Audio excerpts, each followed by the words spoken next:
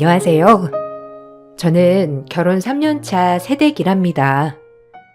결혼을 한 지 얼마 지나진 않았지만 정말 버라이어티한 일을 경험했어요.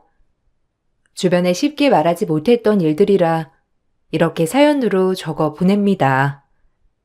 남편은 이남 1녀 중 막내 아들이에요. 시모께서 늦둥이로 낳으셔서 아주버님과는 거의 20살이 차이가 나는 남편이었죠. 제가 시집을 갔을 때 이미 시모께서는 70을 바라보셨고 형님과 저도 거의 20살 정도 차이가 나다 보니 어렵기도 했어요. 시댁은 시부께서 오랫동안 사업을 하시며 넉넉한 생활을 했고 결혼할 당시에도 모든 자식들에게 집 한 채씩 해주시기도 했어요. 시누이는 결혼하면서 이민을 가 한국에는 1년에 한 번 보는 것도 어려웠고 그러다 보니 시댁 행사가 있을 때면 자주 봤던 것이 바로 형님네였습니다. 형님은 저희를 볼 때마다 막내가 시부모님을 모시고 살아야 한다며 말했죠. 동서, 저번에 내가 했던 말 생각 좀 해봤어? 아버님도 요즘 몸이 안 좋으시고 어머님도 연세가 있으신데 이렇게 두 분이서 사는 건 좀 무리잖아. 솔직히 요즘 젊은 애들은 합가는 안 한다곤 하지만 서방님 생각하면 시부모님 모시고 살아야 좋지 않겠어? 나도 이제 결혼한 지 20년이 넘었는데 우리는 시부모님 오래 봤지만 동서는 아니잖아. 얼마 안 남은 시간 같이 보내면 더 좋지 않겠어? 아, 형님, 저희도 그러고 싶은데 어머님 아버님께서 원하시질 않으셔서요. 저희도 합가를 해보려고 말씀도 드리고 했는데 강경하셔서 어머님께서 전에 시부모님이랑 사시면서 너무 힘드셨다고 절대 며느리들이랑 같이 살고 싶지 않으시다고 하셨어요. 그래서 저희도 그냥 포기했고요. 어머님 아버님께서 원하시지 않으신데 저희 고집대로 할 순 없잖아요. 어머, 동서가 눈치 준 건 아니고? 나는 우리 아들이 며느리랑 같이 살자고 하면 너무 좋을 것 같은데? 어머님이 동서 눈치 보는 거 아니야? 동서도 알겠지만 신우도 한국에 없고 있는 자식이로군 우리랑 동서네뿐이잖아.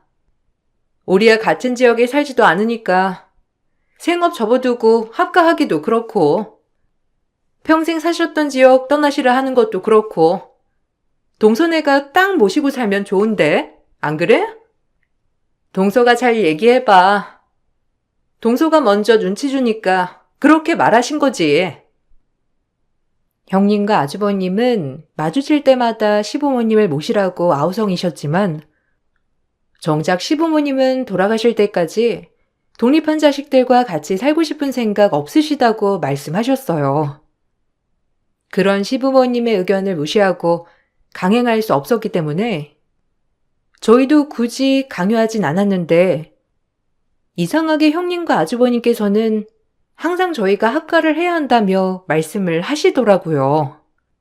사실 전 아주버님과 형님께서 그만큼 시부모님을 생각하기 때문에 걱정스러운 마음에 그러신다고 생각을 했어요. 그런데 시간이 지날수록 형님과 아주버님이 원하는 건 그런 게 아니라는 걸 알게 되었죠. 결혼을 하고 나서 시부모님보다 형님께서 먼저 나서서 매 주말마다 만나야 한다고 강조하셨어요. 그렇지만 막상 모이고 나서는 형님이나 아주버님께서는 본인들이 얼마나 잘하고 있는지만 강조하셨을 뿐 제가 뭘 준비하거나 해오면 깎아내리기 바빴어요. 어머, 동서! 어려서 그런가? 뭘 잘 모르는가 보네. 어른들이 과일 먹으면 얼마나 먹는다고 이렇게나 많이 사왔어. 이거 다 나중에 음식물 쓰레기만 되는 건데. 아휴. 동서는 하나부터 열까지 다 말을 해줘야 아나 보다. 어머님, 동서가 좀 어리죠? 그렇죠? 저번에 어머님 무릎 아프시다고 해서 사골 잔뜩 고아놨어요. 든든하게 드세요. 아유, 그래. 고맙다, 큰애야. 작은애도 맛있는 과일 사와서 정말 고맙다. 안 그래도 요즘 과일 좀 먹고 싶다고 생각했었는데, 작은애가 잘 사왔네. 고마워. 그네도 수고 많았어. 사골 구워내느라 불 앞에서 얼마나 더웠겠니. 너희들 덕분에 내가 건강하게 잘 지낼 수 있을 것 같구나. 어머님, 그러니까 자식들이랑 같이 사시는 게 낫다니까요. 이렇게 어머님 챙겨도 드리고 얼마나 좋아요. 이왕이면 우리 막내 서방님이랑 같이 사시면 어머님도 좋고 서방님도 좋죠. 우리 집은 애들도 많고 너무 정신없는데 아직 서방님네는 아이도 없으니까 어머님 아버님도 편하게 지내실 수 있잖아요. 거기다가 병원도 가깝고요. 하긴 동서가 살림은 또 잘하는 편이 아니니까 어머님 가시면 괜히 더 불편하실 수도 있겠네요. 그러던 중 시부께서 병환으로 돌아가시게 되었고 그 시모께서는 유산을 정리하셨어요. 모든 자식들에게 똑같이 유산을 나누셨는데 그 과정에서 형님과 아주버님은 불만을 표시했어요. 시모는 현재 살고 계신 집을 제외하고 나머지 재산에 대해서는 다 분할을 해 나눠줬지만 형님과 아주버님은 자신들의 몫을 더 줘야 한다고 주장했죠.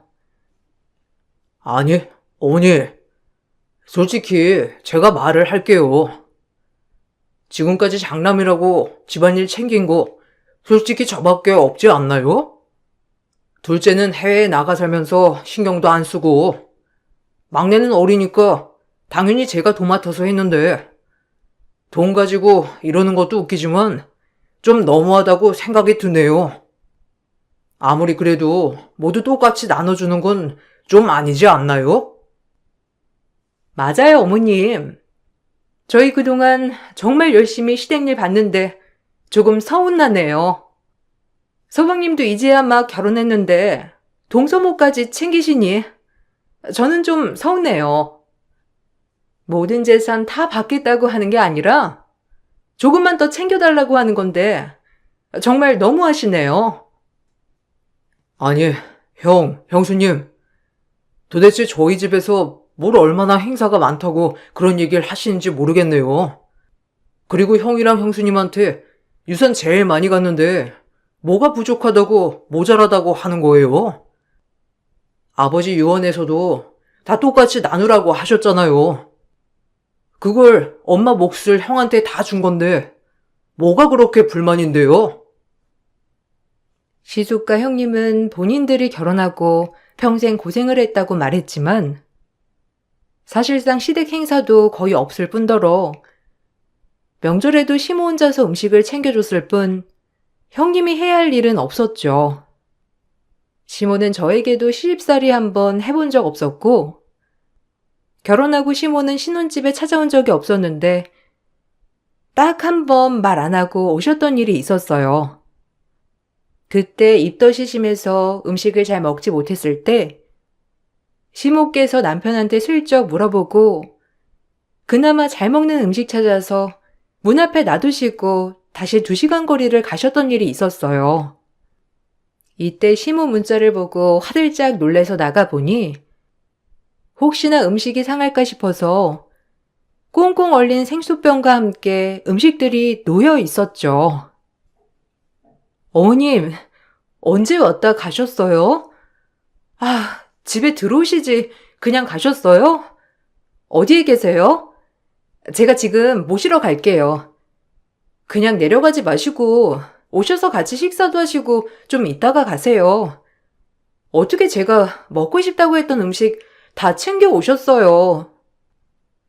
아유, 막내야, 힘들지? 나도 임신했을 때 입덧이 너무 힘들었거든. 네 몸 챙기기도 힘든데 푹 쉬어야지. 상윤이한테 물어봐서 먹고 싶다고 한 거 만든 거야.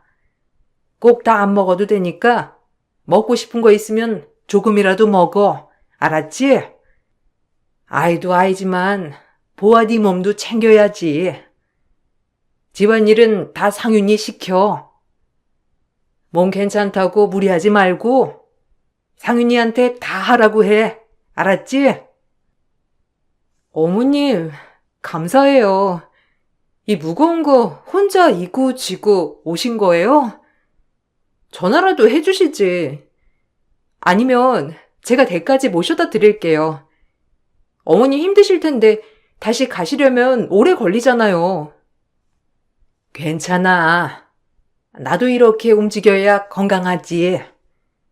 내 걱정하지 말고 얼른 들어가서 쉬어. 뭐 먹고 싶은 거 있으면 상윤이한테 다 말하고, 알았지? 나는 그때 조금만 지나도 잠이 그렇게 쏟아지더라. 음식은 그냥 냉장고에 담아둬. 상윤이한테 내가 정리하라고 시킬 테니까. 임신 기간 내내 시어머님은 모든 아들인 남편에게 시키셨고, 저에게는 한 번도 무언가 시키시거나 요구하신 적도 없으셨어요. 아이가 태어났을 때에는 남편을 통해 산후조리를 하라며 꽤 많은 돈을 보내주셨고, 아이가 태어나고 집에 왔을 때 양가 부모님이 오셨을 때가 있었는데, 오히려 친정엄마보다 훨씬 더 제 몸을 생각해 주셨던 분이 바로 시모셨어요. 아이고, 얼른 누워있어. 움직이지 말고 푹 쉬어야지. 뭐 먹고 싶은 거 있니? 아까 너 좋아한다는 요 앞에 가게에서 먹을 것 좀 사왔어. 이거 좋아하지? 다른 거 아무것도 고민하지 말고 몸 챙기는 데만 신경 쓰면 돼. 청소며 빨래는 상윤이가 다 할 거니까 신경 쓰지 말고. 혹시라도 못하는 거 있으면 바로바로 얘기해줘. 알았지? 아유, 사돈. 사이도 밖에서 힘들 텐데 집에 와서 빨래고 청소고 밥이고 다 하려면 너무 힘들죠. 이제 슬슬 움직여도 되니까 너무 걱정하지 마세요. 아니, 다른 사람이 보면 사돈 딸인 줄 알겠어요. 어떻게 이렇게 살뜰하게 챙기세요? 아유, 아무리 그래도 시어머니는 친정엄마만큼은 못하죠. 제가 아이 낳고 일주일도 몸조리 못하고 움직였었거든요. 그때 이후로 팔다리가 가끔씩 쑤시고 아픈데 몸조리를 잘못해서 아픈가 싶기도 하고 내내 좀 쉬겠단 말을 못했어요. 어려워서. 산후조리가 그만큼 중요한 거 사돈이나 저나 잘 알잖아요. 나중에 몸 건강 위해서라도 푹 쉬어야죠. 시모는 산후조리를 하는 동안에 딱 한 번 오신 것을 제외하고는 연락도 찾아오시지도 않았어요. 아이가 별로 보고 싶지 않으신 걸까 생각을 했는데 그게 아니라 남편 통해서 사진 보내달라던지 전화를 해달라던지 매일 전화를 하셨더라고요. 나중에 시모의 마음을 알고선 저와 남편도 시댁을 가겠다고 여러 번 말을 꺼냈는데 절대 그러지 말라고 하셨어요. 저는 결혼을 하고서 내내 저를 보물단지처럼 대해주는 시어머니를 보며 어떻게 저렇게 해주실 수 있을까 싶었어요. 남편에게 물어보니 참 씁쓸한 답변이 오더라고요. 엄마가 시집살이를 진짜 고되게 당하셨나 봐. 아마 나 태어나고 조금 커서 초등학교 들어갈 때쯤 할머니가 돌아가셨으니까 엄마는 거의 2, 30년 당하신 거지. 시댁에서 살았는데 아침 새벽부터 밥을 지어서 아침밥 차려야 되고 삼시세끼 다 새 밥으로 차렸어야 했대. 아이 낳고서도 제대로 산후조리도 못했고 명절이면 친정은커녕 밖에도 제대로 못 나가보고 내내 일만 하셨다는데 아마 그래서 더 잘해주려고 하시는 걸 거야. 어머님, 진짜 힘드셨겠다. 그냥 중간중간 말씀하셨던 거 들었을 때도 정말 그런 것이 있었나 생각했었는데 진짜 힘드셨겠네. 그래도 어머님은 진짜 좋으신 분이신 것 같아. 나한테도 그러시지만 형님한테도 정말 잘해주시잖아. 솔직히 저번에 형님이며 아주버님이며 유산으로 뭐라고 하는 걸 듣고서는 좀 의아했어. 어머님이 형님한테 해주시는 게 더 많지 않아? 그러니까 내가 형이랑 형수가 꼴 보기 싫은 게 그거라니까. 아니 솔직히 말해서 조카들도 엄마가 다 키우셨거든. 10살 때까지 맞벌이 한다고 엄마 집에 그냥 데려다 놓고서는 일주일에 한 번이 뭐야? 한 2주에 한 번만 와서 애들 쓱 들여다보고 갔다가 애들 어느 정도 크니까 홀랑 데리고 가고, 그렇다고 생활비 준 것도 아니고, 더군다나 명절에는 형수님 친정에 먼저 갔다가 우리 집 다음날 돼서야 오는데, 애들 학교 가야 된다고 또 몇 시간 안 있다가 가버리고, 애들 커서 집 좁다고 큰 집으로 이사 가야 한다고 돈 지원받아. 뭐가 그렇게 자기들이 잘했다고 하는지 도저히 이해가 안 간다니까. 정말? 저번에 아주버님이며 형님이며 얘기했던 거랑은 다르네? 그때는 가족 행사나 이런 거 다 형님이랑 아주버님이 도맡아서 한 거 같이 얘기했잖아. 나는 주말마다 모이는 거 형님이 주도하시길래 이런 거 많이 주도하시고 그러는구나 했었거든. 그것도 어처구니가 없어서. 아버지 아프시기 전에는 그런 것도 없었어. 아버지 병원에 입원했을 때 형이랑 형수님 바쁘다고 병원도 안 오고, 무슨 병원비 1원도 안 냈으면서 뭘 얼마나 많이 했다고 하는지 이해가 안 된다니까. 그래놓고 유산 다 받고 나니까 괜히 트집 잡아서 엄마 보러도 안 오는 거 봐. 진짜 어이가 없다니까. 전화해서 따지니까 나보고 어린 게 뭘 하냐고 오히려 화만 내고. 유산분배 이후 아주버님과 형님은 시모와 어색한 사이가 된 듯 했어요. 매주 모임을 하던 것도 그날 이후로 뚝 끊겼고, 남편 얘기 들어보니 형님 내에는 시모와 연락도 안 하는 듯 했어요. 그러던 중 어느 날 시모에게 건강상 문제가 생겼습니다. 갑자기 쓰러지시게 되면서 검사를 해보니 어지럼증이 심해서 언제 쓰러지실지 모르는 상황이 되었죠. 그때 저희는 당연히 저희가 모셔야지 생각을 하고 있었는데, 그 소식을 들은 형님이 먼저 나서서 어머님을 모시겠다고 했어요. 아니, 동서가 왜 모시고 가? 당연히 우리가 첫째니까 모셔야지. 안 그래도 어머님 혼자 계시고 우리도 신경 쓰여가지고 한번 얘기를 해봐야 되겠다 싶었거든.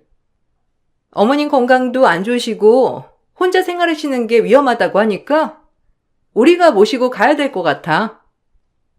일단 어머님 계시는 집이랑 이런 거 어떻게 해야 할지 생각을 해봐야 할 것 같은데 어떻게 생각해? 근데 형님, 저번에도 저희한테 합가하라고 하셨던 이유가 형님네 본업을 그만둘 수 없어서 그러신 거 아니세요? 어머님이랑 사는 지역도 다르시고 일 때문에 어머님 댁으로 합치는 건 조금 힘드실 것 같은데, 그럼 그쪽 지역으로 모시고 가시려고요? 에이, 우리 집은 너무 좁잖아. 어머님 방도 없고 시댁이 방도 많고 넓고 마당도 있으니까 여기로 이사 오는 게 훨씬 낫지 뭐. 이리야 어쩔 수 없이 좀 쉬던지 여기서 다시 구하면 되니까 걱정하지 마. 애들도 학교 옮겨야지. 어쩔 수 없잖아. 네? 아니, 굳이 그러시지 않으셔도 돼요. 저희가 모시고 갈게요. 저희 집이 불편하시면 저희가 시댁에 들어와서 살아도 되고요. 차라리 저희는 같은 지역이니까 더 편할 것 같은데. 아이들도 전학 가야 되고 형님 직장도 다시 구해야 되는 거면 굳이 그렇게 안 하시고 저희가 모셔도 괜찮아요. 아니, 무슨 소리야. 우리가 첫째인데 당연히 우리가 모셔야 되는 게 맞는 거지. 차라리 잘 됐어. 우리까지 이쪽 지역으로 오면 시댁 식구들 다 가까이 살게 되겠네. 시누이도 해외로 가서 얼굴도 보기 힘든데 그나마 남은 두 형제가 가까이 살면서 지내면 좋지 뭐. 그동안 연락도 제대로 안 하고 어색하게 지냈던 형님네가 갑자기 시모를 모시겠다고 하니 어리둥절했어요. 시모께서는 그래도 신혼이고 아이도 어린 저희보다 형님네와 합가를 하는 게 나을 것 같다고 생각하셨고 그렇게 형님네는 시댁으로 들어오시게 되었습니다. 형님네가 들어오기 전에 집안 도배며 청소까지 모두 싹 했다면서 이사를 가고 나서 시댁에 가게 되었는데 시모방이 원래 있던 곳이 아니더라고요. 시댁은 방이 5개나 있을 정도로 큰 주택이었는데 그 중에서 제일 작은 방을 시모방으로 옮긴 거였죠. 형님, 근데 어머님 방은 왜 옮기신 거예요? 그래도 어머님 생활하시려면 좀 넓은 방이 좋을 것 같은데. 어머님 짐이라도 좀 정리해 드릴까요? 어머님 방 들어가 보니까 짐들이 다 거기에 쌓여 있어가지고 어머님 누울 공간이 너무 좁은 것 같아요. 저렇게 생활하시면 건강에도 별로 좋지 않고 힘드실 것 같은데. 제가 오늘 정리하고 갈게요. 동서, 왜 남의 집에 이래라 저래라 참견이야. 우리도 다 생각이 있으니까 저렇게 옮긴 거 아니겠어? 그리고 우리가 어머님 모시고 사는데 옆에서 이렇게 간섭하는 거 좀 불쾌하네? 동서는 동서 집안이나 신경 써. 우리 집안일이니까 우리가 알아서 할 테니까. 그리고 어머님도 저기서 생활하는 거 뭐라고 안 하시는데 왜 동서가 나서서 그래? 아니, 해도 너무하잖아요. 형님 저기 방에서 누워 보셨어요? 겨우 누울 자리만 있고 어머님 물건들은 왜 저기에만 다 가져다 두셨어요? 그냥 원래 뒀던 곳에 있으면 될 것 같은데 집안에 있던 어머님 물건 다 모아서 저 방에 갖다 두셨잖아요. 아니 그럼 새 식구들이 들어오는데 물건들 좀 정리를 해야지. 우리가 들어오면 우리도 이 집 식구 되는 거 아니야? 애들도 있고 우리 부부도 들어오는데 당연히 부부한테 큰 방 넘겨주고 애들 공부해야 하니까 책상 들어갈 방 줘야지. 어머님이야 그냥 자는 공간만 있으면 되니까 저렇게 정한 거고. 그리고 이제는 내가 여기 집 안 사람인데 당연히 내가 편하게 바꿔야지. 거실이며 주방 모두 예전의 시모 흔적은 찾아볼 수가 없을 정도로 바뀌어 있었고 시모께서 동의한 일이라면서 오히려 저에게 적반하장으로 화를 내는 형님에게 전 뭐라고 해야 할지 몰랐죠. 남편도 그 상황을 보고 무척이나 화를 냈지만 형님이며 아주버님이며 그게 잘못되고 이상한 거라는 생각은 전혀 하시지 않는 듯 대수롭지 않게 생각했어요. 시모께 물어보아도 불편하다는 말을 하지 않으시니 저희 부부만 답답할 따름이었습니다. 그렇지만 전 시모가 너무 걱정돼서 시간이 날 때마다 시댁에 들렸는데 그러면 형님은 제가 올 때마다 불편한 티를 팍팍 내셨죠. 동서, 일 안 해? 요즘 한가한가 봐? 여기도 이렇게 자주 올 시간도 있고. 왜? 어머님 아프시고 나니까 이제 어머님 좀 챙겨야 되겠다 생각하는 거야? 아이도 있는데 가서 애나 보지. 걱정하지 마.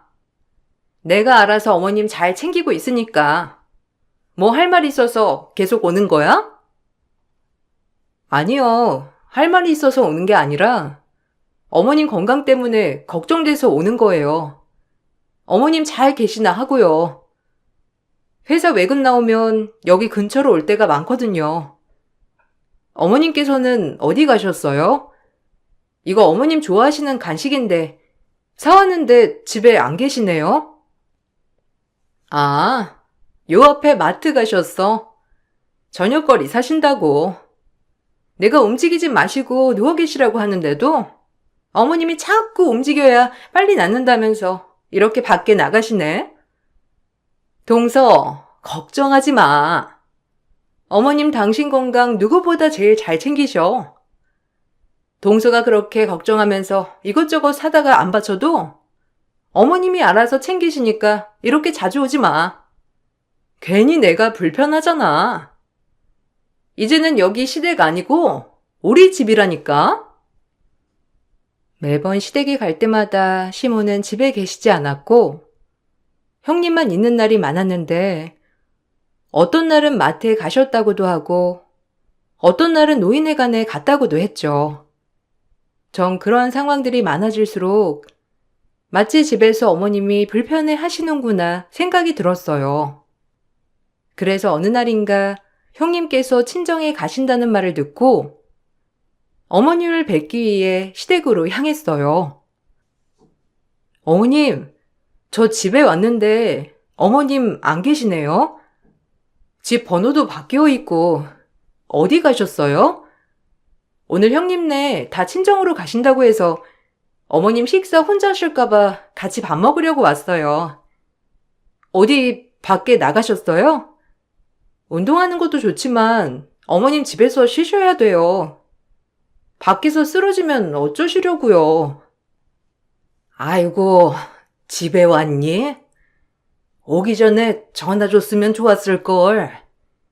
나 오늘 큰애네 친정에 왔어. 바깥 공기도 좀 마시고 그러면 좋다고 하길래 같이 쫓아왔지. 막내 올 줄 알았으면 그냥 집에 있을 걸 그랬나 보다. 아이고, 겨우 시간 냈을 텐데 어쩌니? 아, 괜찮아요, 어머님. 그럼 언제 다시 올라오세요? 형님 거기서 며칠 있다가 온다고 하던데. 형님 친정 농사일 도우러 가셨다고 했거든요. 어떻게 거기까지 가신 거예요? 형님도 바쁘시지 않아요? 제가 일 끝나고 모시러 갈까요? 아니야. 여기서 쉬엄쉬엄 농사일도 돕고 같이 어울려서 지내고 그러면서 있을 거야. 아마 큰애 다시 올라갈 때쯤 가지 않을까 싶구나. 한 일주일은 여기서 있어야 될 것 같은데 나중에 집에 돌아가면 그때 연락할게. 알고 보니 형님은 시모를 데리고 친정 농사일을 하려고 간 거였어요. 몸도 좋지 않은 시모를 일꾼으로 부려먹었다는 사실을 듣고서는 너무 화가 났지만 형님은 집에 가만히 두는 게 더 건강에 안 좋은 거라면서 시모를 부려먹는다고 해서 얼마나 부려먹겠냐며 더 당당하게 저에게 말을 했죠. 그 뒤로 저와 남편은 아주버님과 형님께 시모를 모시고 가겠다고 여러 번 말을 꺼냈어요. 그렇지만 오히려 어린아이가 있는 집에 시모를 모시고 가면 시모가 더 고생하고 정신이 없을 거라면서 시모 건강을 생각하지도 않는 불효자란 얘기만 들었을 뿐이었어요. 시모께서도 원하지 않으신다고 하시면서 매번 저희 요구는 받아들여지지 않았는데 그렇게 추석이 오면서 결국 사태가 벌어졌습니다.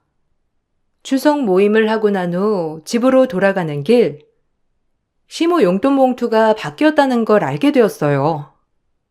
조카 용돈으로 준비했던 봉투를 시모께 드렸더라고요. 다시 드리려고 돌아갔는데 충격적인 말이 나오는 걸 보게 되었습니다. 에게 10만 원? 아, 걔네가 버는 돈이 얼만데 고작 이것밖에 안 줬대? 아니, 지난 명절에는 꽤 많이 좋다고 한 거 아니었나? 아, 이제는 이런 것도 숨겨요? 어머님, 이렇게 하면 저 못 참아요. 솔직하게 말하세요. 뭐, 돈 어디다가 빼돌린 거예요? 어머님이 어디 쓸 데가 있다고? 얼른 주세요. 아, 노인네가 힘도 세. 나머지는 어디다 꽁쳤어? 형님, 이게 뭐 하는 짓이에요? 지금 어머님한테 돈 뺏으시는 거예요? 어떻게 그렇게 하실 수가 있어요? 지금까지 어머님 부려먹는 것도 모자라서 용돈 드리는 것도 다 가지고 갔던 거예요? 아니, 지금 이게 말이나 되는 일이라고 생각하세요? 어머님한테 왜 그러시는 건데요? 동서, 언제 왔어? 아, 동서, 그런 거 아니니까 상관하지 마. 그리고 내가 무슨 어머님을 부려먹어. 같이 살면서 어느 정도 자기 몫은 해야지. 그런 걸 생각 안 하고 합가하는 사람이 어디 있어? 내가 이 집에 들어와서 합가해주는 것만으로도 감사하게 생각해야지. 솔직히 요즘 누가 시어머니 모시고 사니? 나 같은 며느리 어디 찾아봐도 없을 텐데 동서야말로 버릇없이 왜 소리 질러? 뭐? 어떻게 사람 행세를 하고 짐승만도 못한 짓을 해? 너네가 그러고도 자식이야? 너네 자식들이 너네처럼 똑같이 해도 괜찮겠어? 돈에 미쳐가지고선 내가 너희 꿍꿍이 속 모를 줄 알아? 겨우 어머님 보고 참았더니만 당장 이 집에서 나가. 어머님 집에서 당장 나가라고. 네가 뭔데 니까짓 게 뭐라고 큰 소리야. 이 집 큰 며느리는 나야. 이 집 큰아들도 우리 남편이고. 너네가 뭘 한다고 큰 소리야. 이제 결혼한 어린애들이 뭘 한다고. 아, 너도 이 집 재산 노리니? 어머님 모시면 뭐 유산 더 받을 수 있을까 그러는 거야? 와, 너 머리 잘 쓰네. 근데 어쩌니? 이 집도 우리가 어머님 모셨으니 우리가 가져야지. 너네가 한 게 뭐가 있니? 어린 것들이 돈에 욕심내기는. 그때 전 형님의 뺨을 내리쳤습니다. 뻔뻔한 형님의 말을 듣고서는 정말 화가 났지만 그것보다 더 화가 났던 건 그 와중에도 시모는 저희 눈치만 보고 있었다는 것 때문이었어요. 누구보다 며느리들의 고충을 잘 알았던 시모는 결혼 생활 내내 불편하지 않도록 항상 신경을 써줬는데 그럼에도 돌아오는 건 자신을 무시하는 행동이었으니 허탈한 표정을 하고 있는 시모의 표정을 보니 마음이 아리고 분노가 솟구쳐 올랐죠. 이게 정말? 어린 게 내 뺨을 쳐? 네가 뭔데 나한테 이러는 거야? 너 진짜 유산이라도 다 받아먹으려고 이제 와서 잘 보이는 척 하는 거니? 어린 게 아주 그냥 앙큼해가지고 수십 년을 내가 며느리로 생활했는데 고작 5년도 안 된 애가 이따위 행동을 해? 고작 5년도 안 된 애가 보기에도 얼마나 쓰레기 같으면 그러겠냐? 사람이라면 이러면 안 되지. 어떻게 어른 대접을 이따위로 해? 당신들이야말로 제정신이니? 그렇게 해달라는 거 다 해주고 위로해줬는데 돌아오는 것은 반의 반이라도 해야 하는 거 아니야? 나이만 먹으면 뭐해? 하는 행동이 이따인데. 보자 하니까? 어리다고 봐주니까 네가 눈에 뵈는 게 없지? 어디 하늘같이 어려운 형님한테 이런 대접을 해? 네가 뭘 한다고 왈가왈부야? 너 내가 가만히 안 둘 거야. 알았어? 네가 나한테 이렇게 대든 거 내가 가만히 두나 봐. 가만히 안 있으면 어쩔 건데. 고작 나랑 20살도 차이 안 나면서 당신은 그렇게 예의범절 운운하면서 20살이나 더 차이 나는 어머님한테 이따위로 대하니? 이거 다 당신들 행동 때문에 벌어진 일이야. 예의라고는 눈곱만큼도 없으면서 대접을 바래? 당신들이야말로 어떻게 되나 두고 봐. 형님과 아주버님이 어머님을 모셨던 이유는 바로 남아있는 어머님 몫의 유산 때문이었어요. 시부께서 돌아가시면서 유산 분배는 다 했지만 어머님 몫은 그대로 남아있었기 때문에 이걸 받기 위해서 그렇게 합가를 주장했던 거였죠. 남편이 알아보니 형님네가 받은 유산은 이미 다 탕진을 했다고 하더라고요. 무리하게 투자하면서 살고 있던 집도 날리고 말 그대로 길바닥에 나앉게 생겼었는데 그때 마침 어머님 건강이 나빠지면서 그 기회로 합가를 하게 된 거였어요. 저는 몰랐지만 그동안 아주버님이며 형님이며 어머님께 집 명의를 넘겨달라고 여러 번 압박을 하셨던 모양이었어요. 집을 넘겨주지 않으니 계속해서 형님은 시모께 눈치를 줬고 시모께선 그동안 아침부터 저녁까지 밖에서 시간을 보내다가 집에 가셨다고 하더라고요. 그 말을 듣고선 전 너무나 화가 났고 어머님께 죄송스러운 마음이 들었어요. 시모께서는 아직 어린아이를 키우고 있는 제가 힘들까봐 당신도 힘듦에도 불구하고 저희에게 제대로 털어놓지도 못하셨던 거죠. 결국 저희는 형님과 아주버님을 신고했고 어머님을 모시고 와 40여 년의 세월을 살았던 집을 처분했어요. 어차피 형님네가 합가하시면서 원래 어머님 흔적은 어느 곳에서도 찾아볼 수 없었기 때문에 미련 없이 처분하게 되었습니다. 형님네는 길거리에 나앉게 되었고 그제야 저희에게 도와달라고 연락이 왔죠. 동서, 혹시 어머님이랑 통화 좀 할 수 있을까? 우리가 지금 급해서 그래. 우리가 무슨 어머님을 부려먹었다고 그래. 그리고 우리 진짜 다 망했어. 어머님 집까지 처분했다며. 어떻게 우리한테 한마디 말도 없이 그럴 수가 있어? 우리 진짜 길거리에 나앉게 생겼어. 어머님이랑 통화 한 번만 하게 해줘. 애들도 이제 학교도 가야 하는데 어디서 생활하라고 하는 거야? 형님은 끝까지 뻔뻔하시네요. 형님 이번에 애들 학교 옮기시면서 학교 기숙사에 애들 보내셨잖아요. 그건 왜 말도 안 하세요? 애들은 어차피 기숙사에서 지내면 될 거고 형님네는 길거리에서 지내든지 말든지 상관없지 않아요? 멀쩡히 잘 사시고 계시던 어머님은 밖으로 내쫓으시고선 안주인 행세하셨으면서 이 정도 벌은 안 받을 거라고 생각하셨나 봐요? 동서, 오해야, 오해. 우리가 진짜 그랬겠어? 그냥 살다 보니까 이런저런 일 다 있었던 거지. 설마 정말 어머님한테 우리가 못되게 굴었겠냐고. 일단 어머님이랑 좀 얘기할게. 연락 좀 전해줘. 어머님 전화도 바뀌었는지 받지도 않고. 동서, 우리가 갈 집이 없어서 그래. 한 번만 좀 도와주면 안 될까? 어머님한테 우리가 잘못한 일 있으면 정말 사과할게. 그래도 우리가 어머님 모시고 지금껏 살았잖아. 짐승도 이렇게는 안 하겠어요. 아픈 시어머니 제대로 돌봐본 적도 없으면서 무슨 모시고 살아요? 그동안 그렇게 잘해줬는데 이런 식으로 보답을 하다니. 그 집 일에 신경 쓰지 말라고 하셨죠?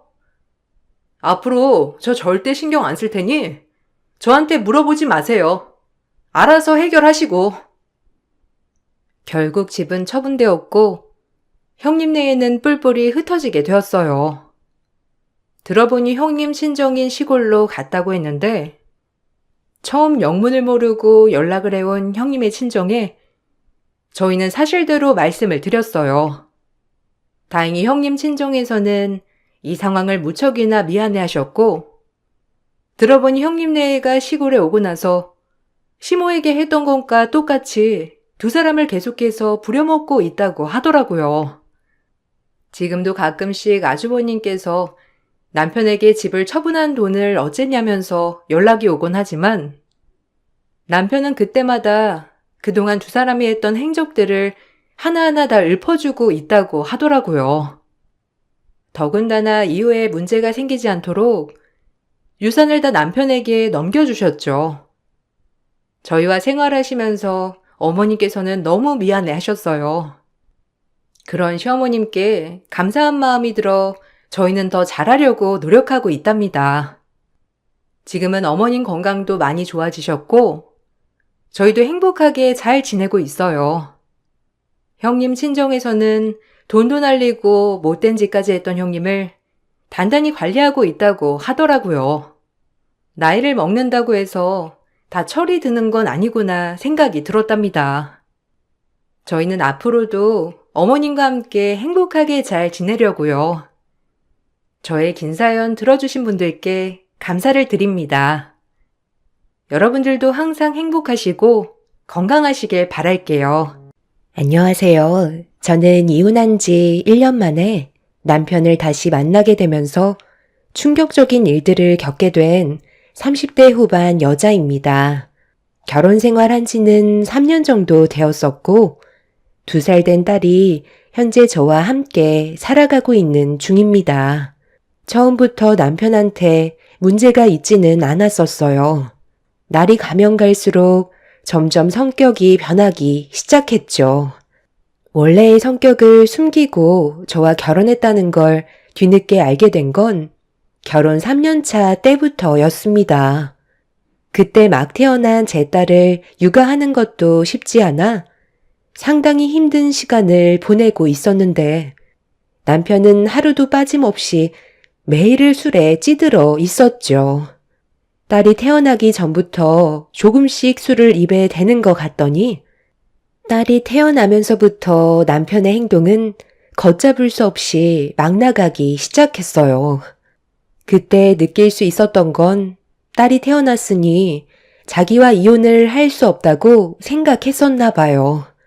집안의 가장이 무책임한 행동들을 지속적으로 보였을 때 저는 점점 마음의 병이 깊어져 가고 있었어요. 제일 큰 문제는 경제적인 상황이었어요. 남편이 예고 없이 퇴사를 하면서부터 집안에 위기가 찾아왔고 저와 딸을 위해 돈을 벌어오려는 생각 자체를 하지 않는 남편과 결국 부부싸움까지 이어지고 말았죠.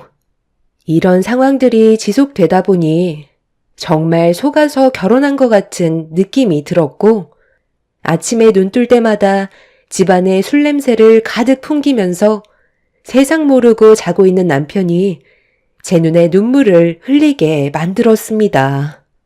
이렇게 살다간 정말 길거리에 나앉을 것 같아 코 골면서 자고 있는 남편을 흔들어 깨웠어요. 심각한 상황을 하루라도 빨리 벗어나고 싶었습니다. 이제 그만 좀 자고 일어나 봐. 언제까지 이렇게 살 거야? 우리 정말 이러다 길거리에 나앉을지도 모른다고.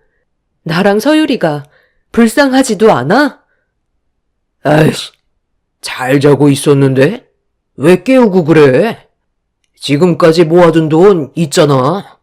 일단 그거 쓰면 되는 건데 뭐가 문제야? 어제 늦게 들어온 거 알면서 꼭 깨워야 돼? 우리가 모아둔 돈이 어디 있어? 통장에 돈이 바닥난 지가 언제인데. 밖에 나가서 뭐라도 좀 해봐.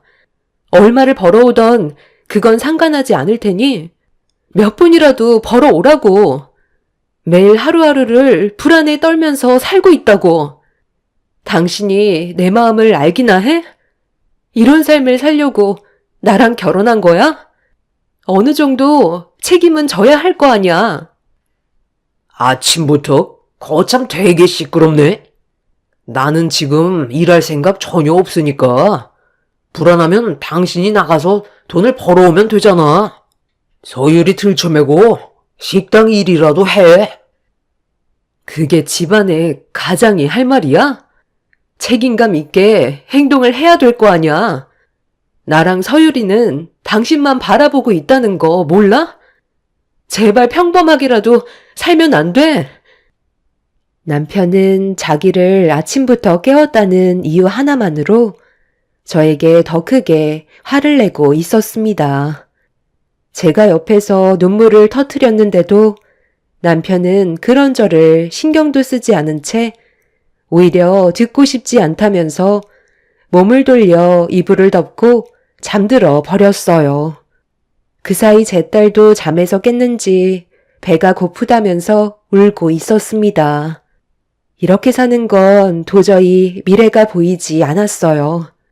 그래서 저는 아이와 함께 시댁으로 향했고 시부모님께서는 제 얼굴을 보자마자 인상을 찌푸리셨죠. 왜 또 왔어? 이번에도 돈이 필요해서 온 거냐? 광훈이한테 달라고 하면 되는 걸. 여기까지 와서 손을 벌리면 어쩌자는 거야? 언제까지 이럴 건데? 제가 이러고 싶어서 왔겠어요? 어머님 아들이잖아요. 지금 그이가 어떤 상태인 줄 아세요? 돈 벌어올 생각은 안 하고 술독에 빠져 헤어나오지 못하고 있다고요. 내 손에서 떠났으니 무슨 일이 생기던 나도 더 이상 신경 쓰고 싶지 않다. 너한테 지어줄 돈 없으니까 그만 돌아가라. 우리는 여유가 넘치는 줄 아니? 그럼 저랑 서유리가 길거리에 나앉아도 상관없다는 말씀이신 거예요? 저도 이런 삶을 원한 건 아니라고요. 그러지 마시고 저희 좀 도와주세요. 왜 우리만 도와줘야 되는 거니? 너희 사돈은 뭐하고 있는데? 내 아들이니까 나보고 책임지라는 거야? 네가 내 아들 선택한 거잖아.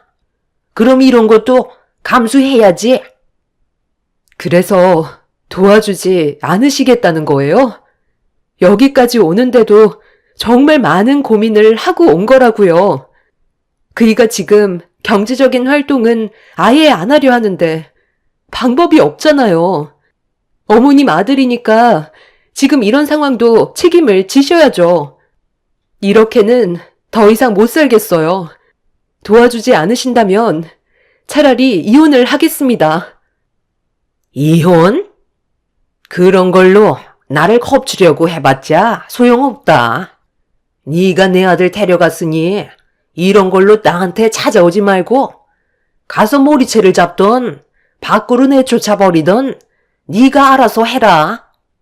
이번에는 우리도 도와줄 수가 없다. 하루 이틀도 아니고 퍽 하면 찾아와서 손 내미는 게 이제는 아주 당연하게 생각하고 있네. 시모는 제가 아이를 데리고 먼 길을 찾아왔는데도 눈 하나 깜빡하지 않고 금전적으로 일절 도와주지 않으셨어요. 이런 삶을 반복하는 것도 지쳐버린 저는 남편과 이혼을 결심했고 아무것도 도와주지 않으려는 시모에게 분노만 키우게 된 채로 시댁을 나왔습니다. 아이를 안고 현관문 앞에 주저앉아 눈물을 흘리고 있는데 아무 말도 없이 묵묵히 계시던 시부가 저를 따라 나오셨어요. 그리곤 지갑에서 5만 원짜리 10장을 쥐어주시면서 시부도 시모의 눈치가 보여서 제대로 도와주지 못해서 미안하다고 못난 아들 때문에 제가 고생한다는 말을 꺼내셨네요. 그때 제 심정은 정말 말이 아니었습니다. 시부가 도와주셔서 정말 감사하긴 했었지만 저희가 용돈을 드려야 되는 입장인데 오히려 돈을 타서 쓰고 있으니 시부에게 정말 죄송스러웠어요. 시부는 시모 눈치를 보면서 돈을 뺏기기 전에 어서 들어가 보라며 저를 일으켜 세워주셨어요. 그렇게 5만 원짜리 10장을 손에 쥔 채로 버스를 타고 눈물을 펑펑 흘리며 집으로 돌아왔어요. 집 근처에서 이유식을 막 시작한 아이를 위해 장을 보고 필요한 생필품을 산 뒤에 집으로 들어왔는데 남편은 그새 어디로 갔는지 보이지 않았습니다. 그렇게 잠깐의 시간을 벌 수 있는 상황 속에서 제가 할 수 있는 일이 뭐가 있을지 찾아봐야 했어요. 만약 남편한테만 의지한다면 앞으로 더 힘들어질 것 같아 어떻게든 해결 방법을 찾아야 했고 그렇게 아이를 재운 뒤 한숨 돌리며 여러 가지 생각에 빠져 있다가 잠깐 잠이 들었는데 인기척이 느껴져 눈을 뜬 순간 남편과 눈이 마주쳤습니다. 그런데 눈앞에 펼쳐진 남편의 모습은 옷걸이에 걸어둔 제 옷을 뒤지고 있었어요. 깜짝 놀란 저는 뭐 하는 거냐고 소리를 치는 순간 남편은 장보고 남은 돈을 제 옷 주머니에서 빼선 뒤도 안 돌아보고 집 밖을 뛰쳐나가 버렸어요. 잠결에 너무 순식간에 일어난 일이라 남편을 붙잡을 틈도 없이 도망쳐버려 이미 제가 현관문을 뒤쫓아 나갔을 때 남편은 사라지고 없었죠. 곧장 전화를 걸어봤지만 이미 핸드폰 전원을 꺼버린 상태였고 그날 하루 종일 날이 새도록 남편을 기다리자 아침이 되어서야 집으로 들어왔습니다. 비틀거리며 술이 만취된 상태로 들어온 남편의 주머니를 뒤져봤지만 이미 돈을 전부 다 써버린 상태였는지 아무리 찾아봐도 시부가 저에게 준 돈은 어디에도 없었습니다. 남편은 저를 밀치면서 그대로 방으로 들어가 뻗어버렸고 저는 감정을 통제하기에는 이미 이성을 잃어버린 상태라 남편을 더 이상 용서해 줄 수가 없었어요.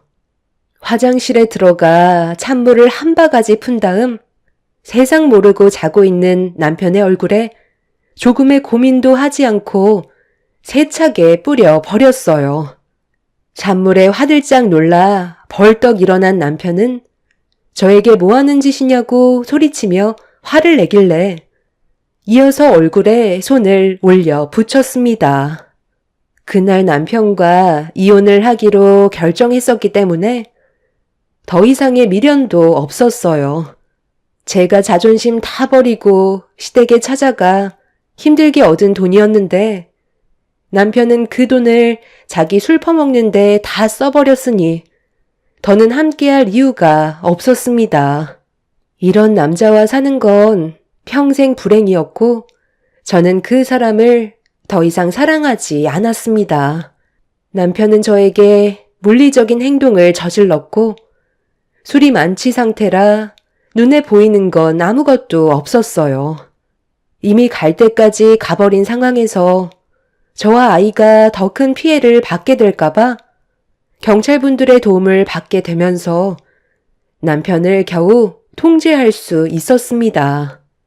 그렇게 한바탕 난리가 난 이후 양가 부모님까지 경찰서에 오셨고 저희 부부 사이를 어느 정도 알고 계셨던 부모님께선 제 얼굴에 멍든 자국을 보곤 가만두지 않겠다며 더욱더 난리를 치셨어요. 이런 와중에 사태의 심각성을 모르고 시모는 이 모든 상황이 저로 인해 시작된 거라고 억지를 부리면서 저희 가족에게 더 큰 상처를 주었습니다. 이건 며느리가 문제죠. 집안일만 잘하면 뭐해요? 아이가 있다고 돈을 못 버는 것도 아니고 집에서도 충분히 부업을 할 수 있는 여건을 만들 수 있잖아요. 본인은 일하기 싫어하면서 내 아들 복은 돈을 벌어오라는 건 너무 억지 아닌가요? 내 아들도 지금까지 힘들게 살아왔었고 가끔 쉬고 싶을 때도 있는 건데 그걸 못 받아들이고 뒤에서 계속 볶아대니 일할 맛이 나겠냐고요? 그러니 더욱더 반발만 거세지는 거죠. 저도 이 모든 원인 제공이 며느리한테 있다고 봅니다. 지금 말 다 하셨어요? 능력도 쥐뿔 없는 그쪽 아들 사이로 받아준 것만도 감사하게 생각해야죠. 많이 부족해 보여도 성실해 보이는 것 하나 때문에 결혼을 허락해 줬구만. 이 모든 게 전부 다 거짓이었고 결혼한 지 얼마 되지도 않았는데 일까지 때려치운 것도 모자라 술만 퍼질러 마시면서 집안의 가장 역할을 하지 않은 저놈이 애초부터 잘못을 저질렀는데 왜 제 딸에게 탓을 돌리시는 건데요? 그 엄마의 그 아들이라고 말하는 걸 보니 어떻게 자라왔는지 안 봐도 알 수 있겠네요. 더는 대화 자체가 되지 않을 것 같으니까 여기에서 그만 갈라서는 게 좋을 것 같습니다. 당장 이혼하고 각자 갈 길 가면 될 것 같네요. 참, 그건 제가 바라는 겁니다. 저도 저런 며느리 100트럭 갖다 줘도 안 받아요. 아들, 너도 더 이상 미련 없지? 바로 이혼하고 갈라서라. 남편은 술에 취해 횡설수설하면서 저와 이혼을 하겠다며 경찰서에서 난리를 쳤고, 기억하고 싶지 않았던 그날 이후 저는 남편과 이혼을 하게 되었습니다. 남편과 이혼을 하면서 제가 받은 정신적인 손해배상과 물리적으로 행사한 부분에 대해 위자료 청구 소송을 제기했고, 양육비와 재산 분할까지 처리를 한 이후 그렇게 더는 서로 마주하지 않기를 바랐었습니다. 저는 부모님의 도움을 받으면서 일과 육아를 병행했고 정신없이 바쁜 삶을 살아왔었어요. 그렇게 어느덧 1년의 시간이 순식간에 흘러버렸고 어느 정도 자리를 잡아가던 시점에 두 번 다시 마주치고 싶지 않았던 전 남편을 1년 만에 다시 마주하고 말았습니다. 아침 일찍 식당을 오픈하고 청소를 하고 있었는데 시작도 하기 전에 손님들이 들어왔어요. 저는 웃으면서 아직 음식 준비가 되지 않았다며 양해를 구하고 있는데 눈앞에 서 있는 사람들은 다름 아닌 전 남편과 시모였네요.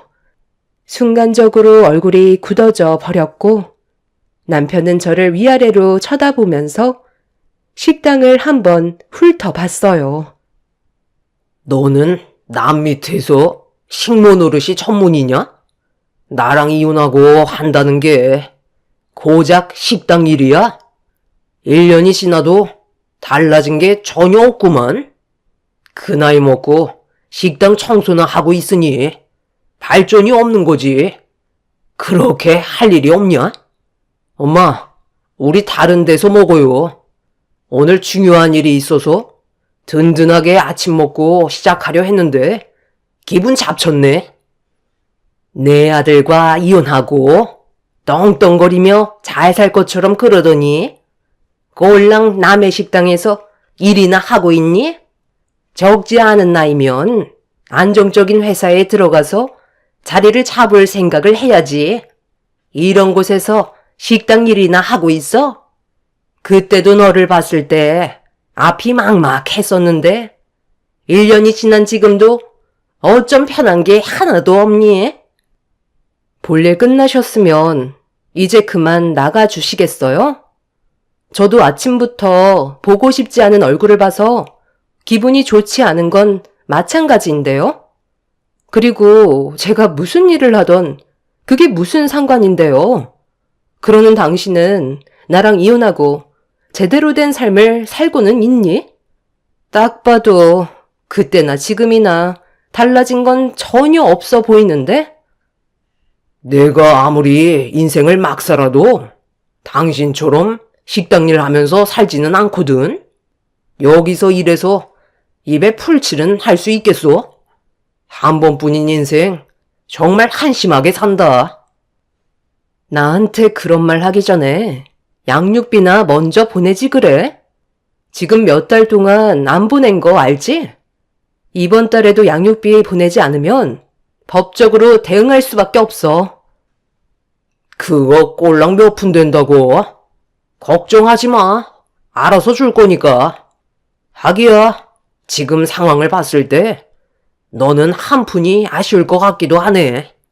인생 사는 게 마음처럼 되지가 않지? 두 번 다시 만나고 싶지 않았던 전 남편과 시모를 1년 만에 제가 일하는 식당에서 예상치 못하게 마주치고 말았습니다. 저를 위아래로 훑어보던 전 남편과 시모는 힘겹게 살고 있다고 생각했었는지 자기와 이혼한 걸 후회하고 있지 않냐며 저에게 한심하다고 막말을 뱉어대고 있었어요. 식당 청소를 하고 있던 저를 보며 비웃던 남편은 아침부터 제 감정을 계속해서 건드렸어요.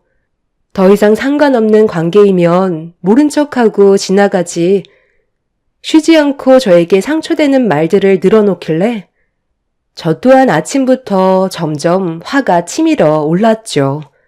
서로의 감정 상태가 점점 고조가 되자 저는 식당에 피해가 올지도 모른다는 생각에 영업 방해로 경찰에 신고하는 게 좋을 것 같다고 판단하게 되었고 핸드폰을 들어 그 사람들이 보는 앞에서 경찰에 신고를 하겠다며 액션을 취하자 순간적으로 움찔거리던 시모는 그만하고 돌아가는 게 좋을 것 같다면서 전 남편의 팔을 잡고 끌어당겼습니다.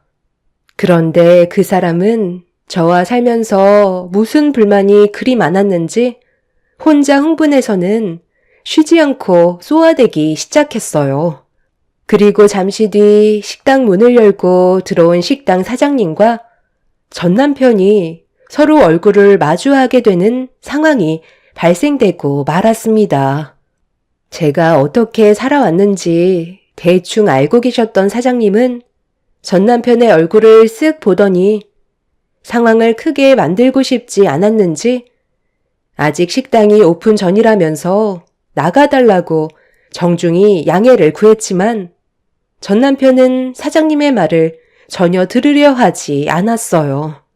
듣고 싶지 않은 막말을 계속 쏟아 붙였죠. 이제 그만하시죠. 여기는 제 식당입니다. 계속 이러시면 영업 방해죄로 처벌을 받을 수 있다는 거 모르지 않으실 텐데요. 여기까지만 하시죠. 당신이 여기 식당 사장이야? 내가 저 사람 전 남편이라서 한마디 좀 하겠다는데 그게 뭐 잘못되기라도 한 거야? 내가 회사 일이 힘들어서 잠깐 쉬고 싶은 마음에 퇴사를 했는데 돈 안 벌어 온다고 난리를 치더니 결국 이혼까지 만들게 했거든. 지나고 생각해보니까 순순히 이혼해준 게 너무 억울하더라고. 그래서 그때의 감정이 아직 풀리지 않은 것 같아. 전 남편으로서 한마디 하겠다는 건데 식당 사장은 빠져줬으면 좋겠네. 서로 오래 알던 사이도 아니잖아. 오래 알지는 않았어도 그쪽이 어떤 사람이었는지는 충분히 들었습니다. 듣던 것보다 인성이 더 바닥이라서 더 이상 상대할 가치도 없을 것 같네요. 사장님은 그 자리에서 경찰에 신고를 하게 되었고 시모는 불안한 표정으로 전 남편 보고 빨리 자리를 뜨자면서 다급한 목소리로 재촉을 하고 있었지만 전 남편은 이미 흥분 상태가 머리끝까지 올라와 아무 말도 들리지 않는 것 같았어요. 식당의 물건들을 들고 집어 던지면서 난리를 치자 침착함을 유지하던 사장님도 전 남편과 몸싸움까지 번지게 되면서 더는 쉽게 정리가 될 수 있는 상황은 아니었네요. 잠시 뒤 경찰분들이 식당으로 들어오게 되자 시모는 얼굴이 사색이 돼선 전 남편의 등짝을 사정없이 내려치며 그만하라고 정신을 번쩍 들게 만들었어요. 그제서야 흥분을 가라앉히면서 주변을 살피던 그 사람은 경찰들을 보더니 순식간에 굳어진 얼굴로 뒷걸음질 치기 시작했고 도망을 치려고 눈치를 보고 있다가 식당 문을 열고 급하게 나가려는 순간 식당 문을 열고 들어오는 한 사람과 부딪히면서 전 남편과 시모는 뒤로 넘어지고 말았어요.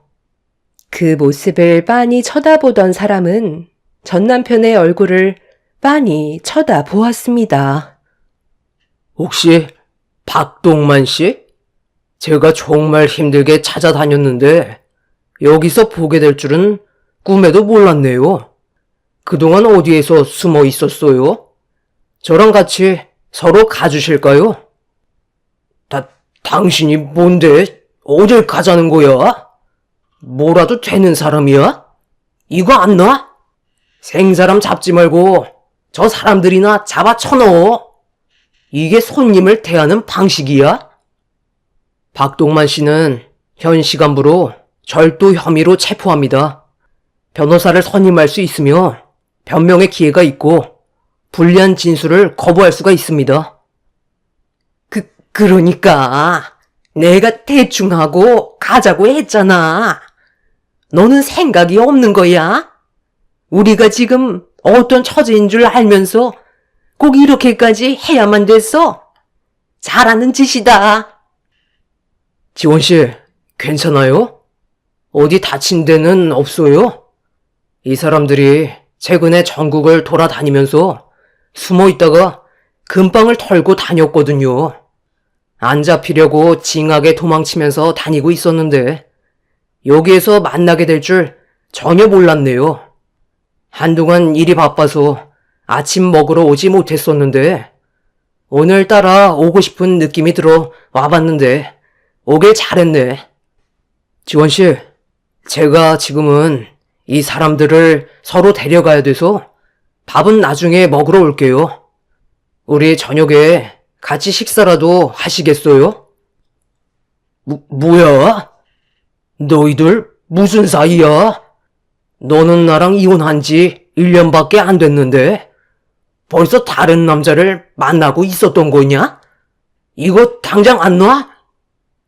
나도 대충은 알고 있었지만 그쪽이 지원 씨에게 상처를 줬다는 것만도 나는 참을 수가 없다고. 내가 누군지를 알아? 지원 씨와 결혼할 사람이다. 그 사람의 말에 전 남편과 시모는 말도 안 된다면서 발작하기 시작했어요.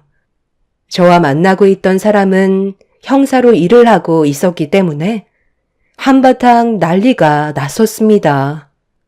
전 남편이 절도를 하고 있었다는 건 저도 처음 들어서 깜짝 놀란 상황이었죠. 전국을 돌며 늦은 새벽 시간에 금방을 털고 다녔다는 말을 들었을 땐 엄청난 충격을 받은 상태였어요. 저와 만나고 있던 김 형사님은 전 남편과의 관계를 알면서도 얘기하지 않았던 건 저는 이혼을 한 상태였고 더 이상 연락을 하지 않기 때문에 쓸데없이 괜한 걱정거리를 만들어주고 싶지 않아서 그동안 말을 하고 있지 않았다는 걸 알 수 있었습니다.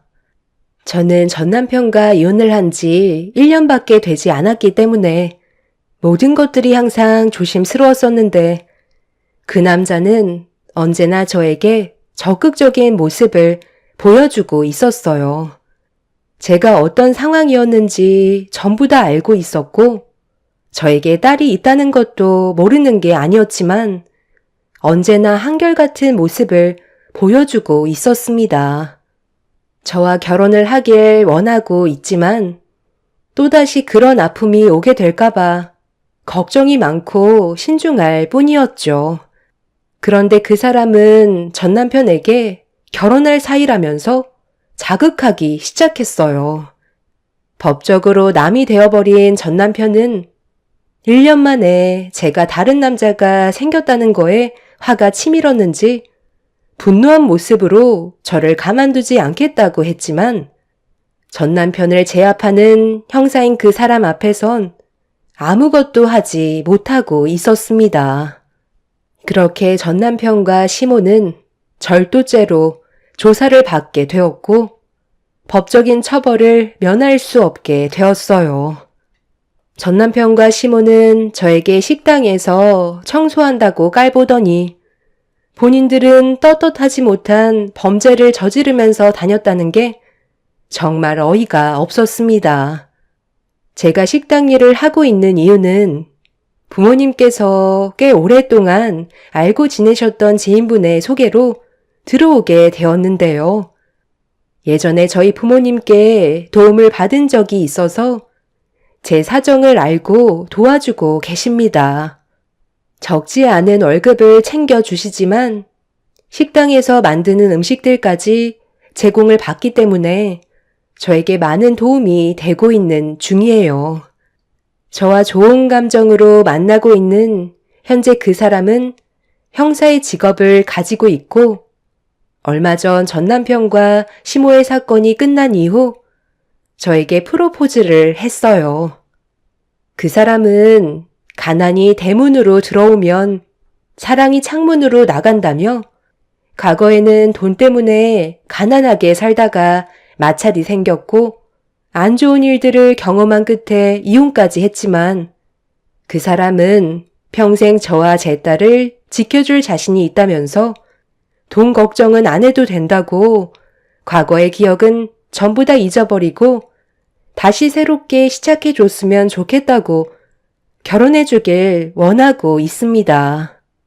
한 번 받은 상처가 아직 아물지 않아서 그런지 아직까지 조심스럽기는 하지만 그 사람은 항상 저에게 변함없는 믿음을 주고 있네요. 그 사람 말이 전부 다 옳았던 게 전 남편과도 서로 사랑해서 살림을 꾸렸지만 돈 없이 가난하게 살았었고 집안의 가장 역할을 충실히 이행하지 않았었기 때문에 마찰이 생기면서 불행한 길을 걷게 되었던 거죠. 많은 걸 바란 것도 아니었는데 어느새 사랑은 도망간 듯이 찾아볼 수 없을 정도로 사이가 틀어진 상태였습니다. 저희 부모님께서도 지금 만나고 있는 그 사람은 믿음직스럽다면서 좋은 발전이 있길 원하고 있습니다. 저도 조금씩 마음이 열리고 있는 중이고요. 앞으로 제 남은 인생은 행복만 있었으면 좋겠어요. 정말 큰 거 바라지 않고 소박하게 안정적인 삶을 살아가고 싶습니다. 제 사연 들어주신 분들께서도 언제나 좋은 일들만 가득하시길 바랄게요. 오늘 하루 가족분들과 즐거운 시간, 행복한 시간 만드시길 바랍니다. 감사합니다. 안녕하세요. 저는 서울에 살고 있는 50살 여자입니다. 사람의 욕심이 한도 끝도 없다는 걸 최근에 겪게 된 사건을 통해 알게 되었는데요. 정말 끔찍했었고 2번 다시는 기억하고 싶지 않을 정도로 저희 가족에게 많은 충격을 안겨주었네요. 시모의 건강이 안 좋아지면서 제일 힘들어했던 건 남편이었어요. 요양원에서 보살펴 드려야 될 정도로 시모의 상태는 많이 안 좋았었습니다. 하지만 절대 집 밖으로 나가지 않겠다며 버티고 계셨어요. 옛날에도 그랬지만 세상을 떠나시기 전까지도 시모는 한자리에서 벗어나지 않으셨습니다. 시모가 가진 재산이 사라지는 것도 아닌데 집 밖으로 나가면 모든 걸 빼앗길 것 같은 불안감을 가지고 계셨어요. 결국 합병증으로 몸에 여러 가지 문제가 생겼었죠. 세상을 떠날 때 되면 성격도 온화해진다던데 시모는 반대로 저희에게 더욱더 모진 말과 상처되는 행동들을 아무렇지도 않게 해오셨네요. 그 때문에 남편은 뒤에서 정말 많은 눈물을 훔치며 지내왔어요. 시모는 남편의 얼굴만 보면 세상 떠난 시부와 점점 닮아간다면서 막말을 퍼부으셨습니다. 제발 그만 좀 하세요. 언제까지 이런 식으로 사실 거예요? 고집 부린다고 달라지는 거 아무것도 없다고요. 네가 지금 엄마 병 걸렸다고 무시하는 거야? 누워만 있으니까 내가 가지고 있는 게 전부 네 거 같지? 무슨 말이세요? 여기에서 이러고 있지 마시고 요양원에 들어가셔서 마음 편히 지내시면 되잖아요. 왜 이렇게까지 하시는데요?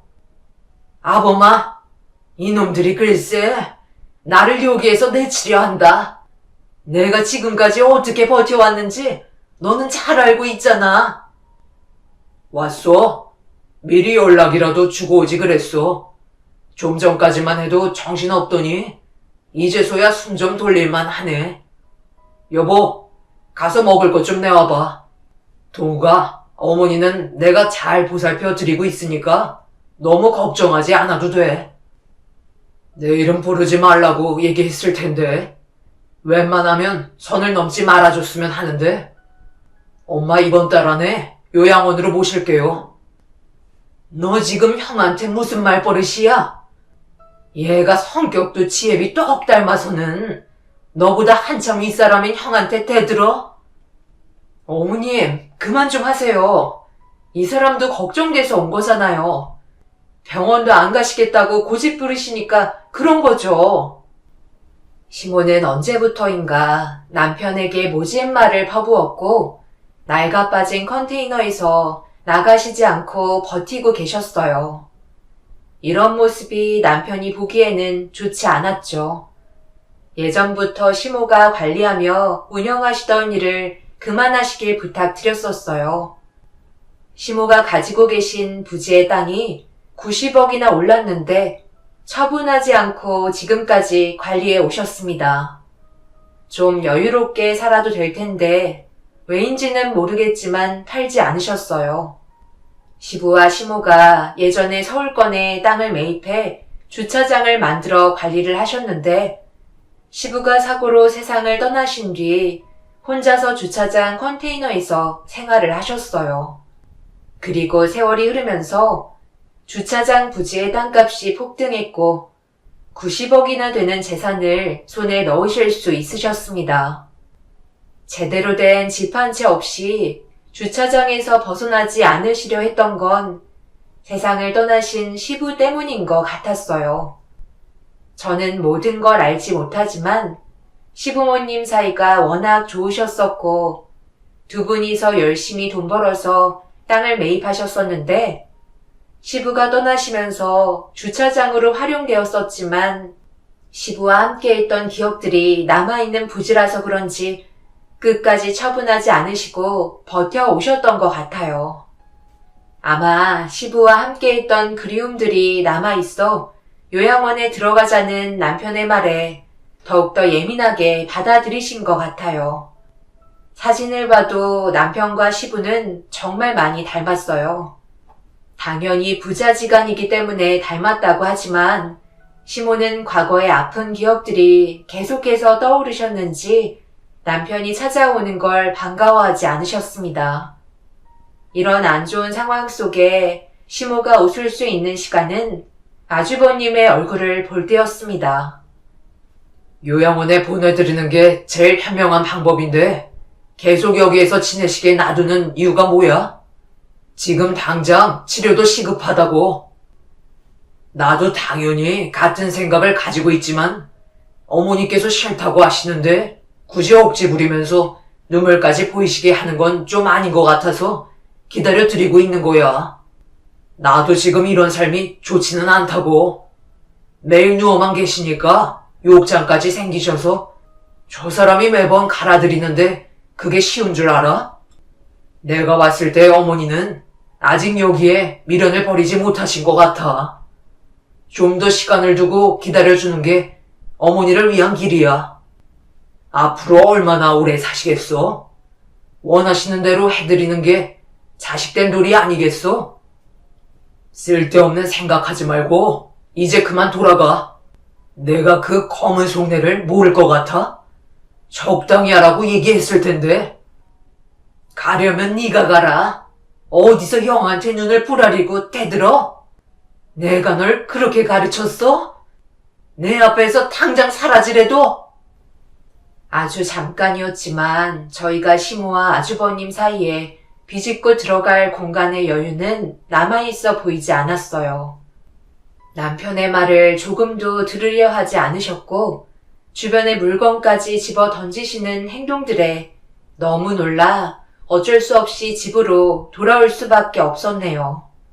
남편은 집에 도착한 뒤에 아주버님께 전화를 걸어 최대한 빠른 시일 내에 시모를 설득시켜서 병원에서 치료라도 받을 수 있게 조치를 취해주길 부탁했어요. 하지만 대화를 순조롭게 이어지지 않았는지 잠시 뒤 목소리 톤이 높아졌고 결국 안 좋은 말들이 오고 가게 되었습니다. 남편은 그날 정말 많은 술을 마시면서 눈물을 흘리고 있길래 시간을 두고 기다려주는 게 좋을 것 같다고 얘기했어요. 하지만 남편은 어머님한테 욕을 먹어가면서도 병원에 모시고 가려는 노력을 보였고 주차장 컨테이너에서 떠나지 않으시려는 시모와 언성이 높아지면서 상황은 점점 더 심각해지고 말았습니다. 시모가 남편의 얼굴에 손을 대면서 돌이킬 수 없는 결과를 가져오게 되었죠. 어머님, 정말 너무하신 거 아니세요? 이희가 어머님 걱정돼서 병원 좀 같이 가자고 하는 게 그렇게 싫으신 거예요? 어디서 시미한테 눈을 치켜세워? 그런다고 내가 여기에서 나갈 것 같아? 나는 한 발자국도 나가지 않는다고 얘기했어. 그러니까 누가 고집 피우래? 너희들 꼴도 보기 싫으니까 내 눈앞에서 당장 사라져. 한 번만 더 찾아오면 그땐 가만두지 않을 거야. 그동안 이 사람이 어머님한테 얼마나 잘해왔었는지 누구보다 잘 아시면서 어떻게 얼굴에 손을 올리실 수가 있으세요? 맞을 짓을 했으면 나이를 먹어도 혼나야 되는 거야. 내가 싫다는데 왜 계속해서 강행하려 하는 거야? 얘 아범아, 애들 좀 내보내라.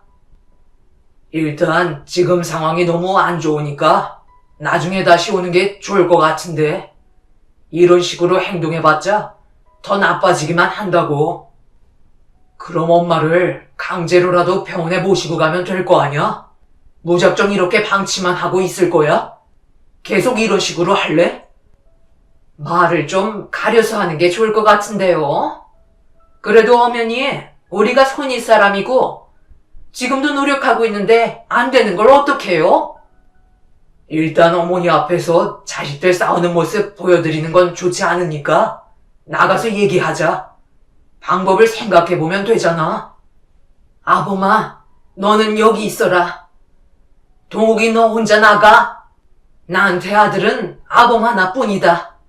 두 번 다시 여기엔 얼씬도 하지 마.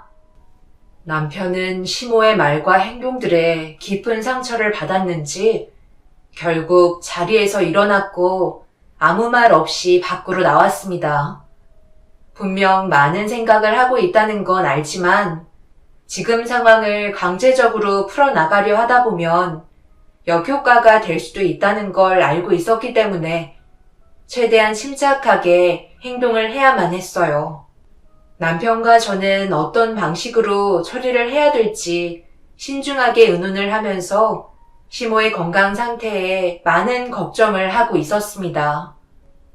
몸이 좋지 않다 보니 누워 계신 시간이 많았었는데 그렇게 되면서 욕창까지 와서 신경을 자주 써드려야만 했어요. 그런데 주차장 관리하는 게 쉬운 것도 아니라 시모 혼자서 모든 걸 할 수 없다 보니 아주버님이 도와드리기로 결정하게 되었죠. 당연히 욕창이 생긴 곳을 치료해주고 최대한 옆에서 노력을 해주셨습니다. 병원에 가지 않으려고 고집 부리는 시모 때문에 많은 사람들이 피해를 보고 있는 상황이라 하루빨리 모든 게 정리되어야만 했어요.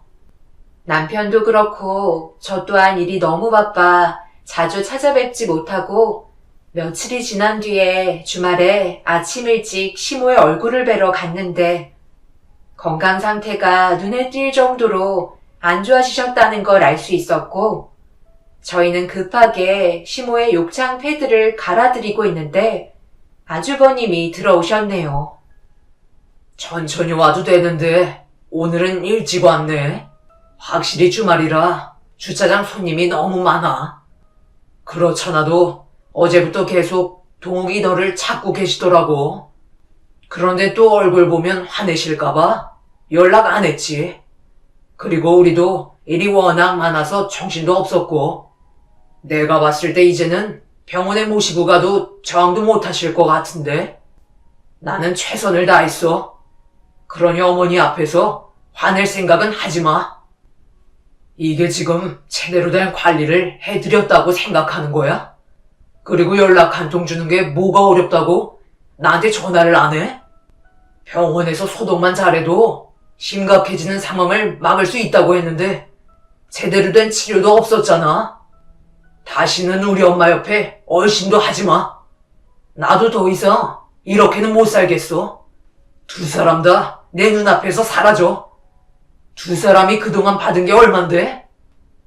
그건 우리가 당연히 받아야 될 보수 아닌가? 솔직히 원하는 대로 해줬잖아. 그럼 된 거지. 뭘 더 바래? 내가 간호사도 아니고 어떻게 썩은 내 나는 욕창을 소독하고 치료해줘. 그게 얼마나 힘든지 알아? 노인네가 고집 하나는 왜 이렇게 세서? 병원 가지 않겠다고 난리를 치는 바람에 우리도 얼마나 고생을 많이 했는데 우리는 할 만큼 했으니까 이제 여기에서 그만 손 털 거야. 당장 모시고 나가.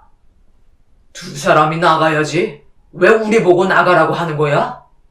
두 번 다시 주차장에는 얼씬도 하지 마. 무슨 말을 하는 건지 나는 이해를 할 수가 없네. 지금 뭐라고 그랬어? 주차장에 얼씬도 말라고? 그건 내가 할 말 같은데? 심각한 분위기 속에 대화를 주고받고 있던 도중 저희에게 한 장의 서류를 보여줬고 저희는 그 서류를 확인한 순간 경악을 하고 말았습니다. 시모가 90억짜리 주차장의 땅을 장남에게 넘긴 명의 이전 서류였어요. 남편은 충격적인 광경에 얼굴이 사색이 돼선 멱살을 잡으며 난리를 쳤지만 이미 법적으로 넘어가 버린 상태라 저희에게 돌변한 태도를 보이며 되려 저희 가족을 밖으로 내쳤습니다. 문제는 시모의 건강 상태가 너무 안 좋았었기 때문에 일단 병원부터 찾아야 했어요. 그래서 어쩔 수 없이 나중에 다시 찾아오겠다며 시모를 병원에 입원시켜 드렸고 충격적인 진단 결과를 듣고 말았습니다. 욕창이 너무 방치가 돼서 뼈까지 썩게 된 상태에서 병원에 도착했을 때 이미 혈압이 떨어져 폐혈성 쇼크가 동반되어 생사에까지 지장이 생겼고 급하게 조치가 이루어졌지만 결국 시모는 세상을 떠나시고 말았습니다. 그래도 지척에서 시모를 계속해서 모셔오며 최대한 신경 써 드린다고 노력했지만 아무래도 모든 걸 다 챙겨 드릴 수가 없다 보니 이런 문제가 생겨버린 듯 했어요. 결국 시모가 세상을 떠난 뒤 장례까지 전부 치르고 나서야 남편은 그 사람들을 찾아갔습니다. 이렇게까지 된 이유는 시모의 행동에도 문제가 있었어요. 시모가 살아 계셨을 때의 상황을 잠깐 설명드리도록 하겠습니다. 평소와 마찬가지로 퇴근한 다음 주차장에 도착해 컨테이너를 열었는데 시모가 누군가와 즐겁게 대화를 주고받고 계셨습니다. 그런데 처음 본 남자와 여자가 자리에 앉아 있었어요. 저희는 당황스러웠고 시모는 갑자기 당신 큰 아들이 이제서야 돌아왔다며 처음 본 남자의 손을 잡고 눈물을 흘리고 계셨습니다. 그 광경을 보고 있는데 느낌이 좋지 않았어요. 시모가 가벼운 치매 정도는 있었지만 생활에 지장을 줄 정도는 아니었거든요. 그런데 갑자기 처음 본 남자의 손을 잡고 큰 아들이라는 말을 하고 계시니 시모에게 뭔가 문제가 생긴 것 같아 보였죠. 그래서 어떻게 된 거냐고 물어보니 그 사람들도 당황했는지 갑자기 손을 잡아서 놀랬다며 눈물을 보이셔서 일단 진정시켜 드려야 할 것 같아 컨테이너로 안내하시길래 들어왔다고 저희가 없을 때의 상황을 알려주었네요. 그런데 그 사람들이 회사가 근처라 자주 주차를 해야 되는 일이 생겼고 그럴 때마다 주차장을 관리하시던 시모는 그 사람들을 보기만 하면 당신 큰 아들이 왔다고 좋아하셨습니다. 그래서 남편에게 물어보니 친형과 닮은 모습을 찾아볼 수 없다며 시모의 행동에 대해 이상함을 느끼고 있었어요. 그래서 시모의 건강 상태를 병원에서 검사를 받아보니 치매가 오고 있는 건 맞으나 정신적인 질환도 함께 동반되어 온 것 같다며 특정 인물을 봤을 때 외적인 모습만이 아닌 체형이나 여러 가지 비슷한 부분들이 있어 당신 아들로 착각한 걸 수도 있다는 진단을 받게 되었었네요. 원래 아주버님은 결혼을 하지 않으셨어요. 그리고 예전에 사업을 하시다가 망하셔서 갈 곳이 없다 보니 아주 잠깐 시모와 함께 생활하신 적이 있으셨는데 그때 남편과 자주 만나서 술 한잔하며 시간을 보내던 도중 시모가 관리하는 주차장 앞에서 헤어지려 하는데 음주운전 차량 한 대가 주차장 쪽으로 덮쳤고 아주버님이 남편을 구하면서 대신 세상을 떠나셨습니다. 그 광경을 시모가 보는 앞에서 펼쳐졌기 때문에 아주버님이 세상을 떠난 게 남편 때문에 그렇게 된 거라고 각인이 되어버렸고 그 충격이 정신적인 문제까지 일으켜버린 것 같았어요. 그런데 어느 날 처음 보는 사람들한테 큰아들이라고 얘기하고 계시니 당황스러웠죠. 그리고 그 사람들은 시모의 상태를 악용했고 저희는 그걸 받아들이게 되었죠. 남편은 행복해 하시는 시모의 얼굴을 보는 걸로 만족했었으니까요. 처음에 당신들이 뭐라고 그랬어? 어느 정도의 금액만 맞춰주면 요양원에서 보살펴 드리는 것처럼 옆에서 잘해 드리겠다며. 그런데 나를 속이고 우리 엄마를 결국 세상 떠나게 만들어? 돈을 모자라게 준 것도 아닌데 꼭 이렇게까지 했어야 돼?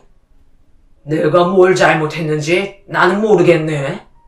우리가 서류를 가지고 계약을 한 것도 아닌데 말은 계속 바뀔 수 있는 거 아닌가? 그리고 나를 아들로 생각하고 있는데 어쩌라는 거야? 우리는 좋았는 줄 알아? 그래도 최선을 다해 상황에 맞게 보살펴 드렸어. 그러니까 나한테 거리낌 없이 90억이나 되는 주차장을 넘겨준 거지. 할 만큼 했으니 그에 따른 보상이라고 생각할게. 당신들이 한 행동들은 전부 범죄행위인 거 잘 알고 있을 텐데요. 당장 원래대로 돌려놓으세요. 그런 법으로 해결해 보던가. 우리가 뭘 잘못했는지 따져보라고. 그분은 이 사람이 아들이라고 확신하고 있었고 그래서 세상 떠나시기 전에 우리한테 준 건데 이게 뭐가 문제가 된다는 거야? 그러는 당신들은 뭘 했는데? 결국 우리 손을 빌린 거 아니야? 도움 받을 때는 감사하게 생각하더니만 자기 애미 세상 떠나니까 싹 돌변하는 것뿐이 이제서야 본성이 드러나는구먼. 엄마는 치매가 있으셨고 정신적으로도 문제가 있다는 진단 결과가 있었는데 그걸 당신들이 악용한 거잖아. 이런 일이 생기게 될 거라곤 전혀 상상하지 못했었어요. 남의 가슴 아픈 상황을 악용해 재산을 갈취한 그 사람들을 용서하고 싶지 않았고 저희는 법적으로 대응을 해야만 했습니다. 그리고 변호사와 상담한 결과 시모에게 치매가 있었다는 것만으로도 그 사람들에게 넘어간 시모의 재산은 돌려받을 수 있다고 확답을 듣게 되었습니다. 시모가 장남인 아주버님을 저희 남편보다 아껴왔었고 항상 우선시했던 걸 저도 옆에서 많이 봐왔었어요. 당연히 서운한 부분들도 수도 없이 있었죠. 하지만 전부 다 이해하고 넘어갔었습니다. 그런데 이런 상황들이 저희에게 닥치게 되니 너무 힘이 들었어요. 남편이 그동안 받았던 상처에 대해서는 미안하다는 말 한마디도 없이 세상을 떠나신 것도 원망스러운데 타인에게 명의 이전을 시킨 것까지 저희가 처리를 해야 된다는 게 많은 스트레스를 주었네요. 그런데 법적으로 소송을 걸려고 준비하던 도중 예상하지 못한 일이 벌어졌어요. 그 사람들이 상황이 불리해지니 횡포를 부리기 시작했습니다. 완전한 본성이 드러나게 된 거였죠. 지금 이게 뭐 하시는 거예요? 당장 그만두지 못해요? 이런 식으로 나가시면 오히려 더 불리하게 작용된다는 거 몰라요? 우리한테 준 걸 왜 당신들이 도로 가져가려는 건데? 법적으로 해결 보겠다고? 서류상으로도 아무런 문제가 없는 거라고. 당신들도 우리 엄마한테 문제가 있었다는 건 어느 정도 알고 있었잖아. 그리고 금전적으로 충분한 보상을 해줬었고, 나는 엄마가 웃고 계신 모습만 보고 싶었던 것 뿐이야. 나 때문에 형이 사고로 세상 떠나게 되면서 엄마가 받은 충격을 조금이나마 씻어내드리고 싶었어. 그래서 뒤에서 아낌없이 보상해줬잖아. 그러니 제발 그만해. 이런다고 좋아질 거 하나도 없다고. 부탁이야. 엄마가 남긴 재산만큼은 건들지 마. 여기에는 우리 가족의 추억들이 담겨있는 공간이라고. 내가 가지지 못하면 그쪽도 가지면 안 되지. 여기에 있는 모든 것들 전부 다 부숴주겠어. 그래야 내 속이 후련하지. 남자는 포클레인을 끌고 주차장으로 돌진했어요. 그리고 시모가 평생 한자리를 지켜오셨던 컨테이너를 전부 부쉈고 주차장까지 훼손을 시키고 있었습니다. 저는 떨리는 손으로 경찰에 신고를 한 뒤에 망가져가는 주차장을 지켜볼 수밖에 없었네요. 주차장에 주차가 되어 있던 차들은 급하게 달려와 자신들의 차를 밖으로 이동시키기 바빴고 경찰이 오고 나서야 상황은 진정이 될 수 있었습니다. 결국 그 사람들은 경찰서로 연행이 되었고 남편은 무너져버린 컨테이너를 바라보며 오열을 하고 말았어요. 시댁 식구는 이제 남편 하나밖에 안 남았는데 추억마저 모두 빼앗겨버리니 자신의 삶을 원망하며 괴로워하고 있었네요. 그리고 부서진 컨테이너 안에 있던 물건들이 밖으로 분산돼 버린 상태라 주변을 정리하고 있는데 남편이 바닥에 있는 욕장 패드를 들어 접은 다음 한쪽 모퉁이에 내려놓은 순간 갑자기 시모의 목소리가 울려 퍼졌어요. 소리가 나는 쪽으로 남편이 가까이 다가가 욕장 패드를 살펴보기 시작했고 그 안에 작은 주머니 같은 게 하나 달려 있었습니다.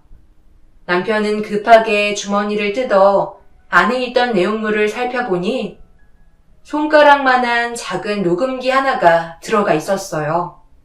그리고 시모의 목소리가 계속해서 주차장에 울려 퍼졌고 말도 안 되는 대화 내용들을 듣고 경악하고 말았네요. 엄마, 그럼 이 주차장 장남인 나한테 주는 거예요? 당장 내일 처리하는 게 좋을 것 같은데 해줄 수 있는 거죠?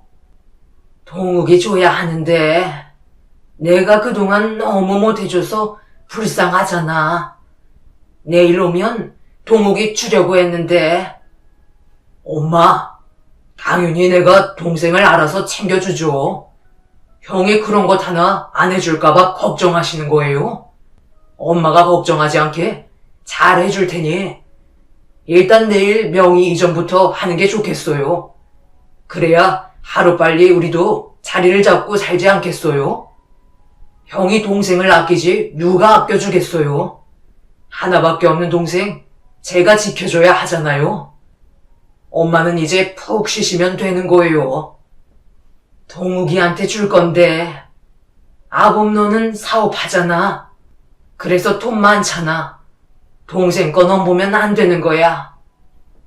남자는 계속해서 시모를 설득시키려다가 결국 자기가 원하는 대로 되지 않았는지 화를 내기 시작했고 분노한 나머지 무력을 행사하는 소리가 들려오고 있었어요. 시모의 기억은 세상 떠난 아주버님이 사업이 망하기 전으로 돌아가 있는 상태였던 것 같아 보였어요. 그래서 대화가 통하지 않았고 시모는 계속해서 남편에게 재산을 줘야 한다는 말을 반복하고 계셨습니다. 남편은 오열을 하며 눈물을 흘렸고 세상 떠난 시모와 남자가 나눈 대화에 이성을 잃고 말았습니다. 강제적으로 시모의 재산을 갈취하려는 행동을 보였던 그 사람들을 절대 용서하고 싶지 않다며 경찰서로 달려가 조사를 받고 있던 그 남자의 멱살을 잡은 뒤 난리를 치고 말았네요. 처음에는 좋은 의도로 접근했는지는 모르겠지만 돈 앞에서 그 사람은 사람이 해선 안 될 행동들을 저질렀던 거였어요. 경찰서에서의 몸싸움이 일어난 뒤에 수사가 진행이 되었고 그 사람들이 잘못된 행동을 했다는 건 법적인 소송 절차로 인정받을 수 있었습니다. 그리고 시모의 재산은 다시 돌려받을 수 있었네요. 그 사람들은 주차장을 파손한 죄와 약자인 시모에게 했던 몹쓸 행동들 때문에 법적인 구속을 면할 수 없었고 겨우 모든 상황이 마무리가 될 수 있었습니다. 시모가 그 남자를 보면서 당신 아들이 돌아와서 너무 행복하고 세상을 다 가진 것 같다며 웃고 계신 모습을 지켜보고 있던 남편이 그 사람들에게 도움을 요청했던 걸 후회한다며 지금도 죄책감에 괴로워하고 있네요. 그저 어머님의 행복을 위해서 했던 행동이 이런 결과를 가져와서 지금까지 많이 힘들어하고 있습니다. 그 사람들은 자신들의 잘못이 무엇인지 아직까지도 모르고 있어요. 시모를 최선을 다해 돌봐드렸다 하지만 넘치는 보수를 받고도 제가 봤을 때 이용만 한 것 같았거든요. 사람의 욕심은 정말 한도 끝도 없는 것 같습니다. 저희 남편이 하루빨리 정상적인 생활을 이어나갔으면 좋겠네요. 제 사연 들어주신 분들, 오늘 하루도 행복하시고 가족분들과 좋은 추억 많이 만드시길 바랍니다. 감사합니다.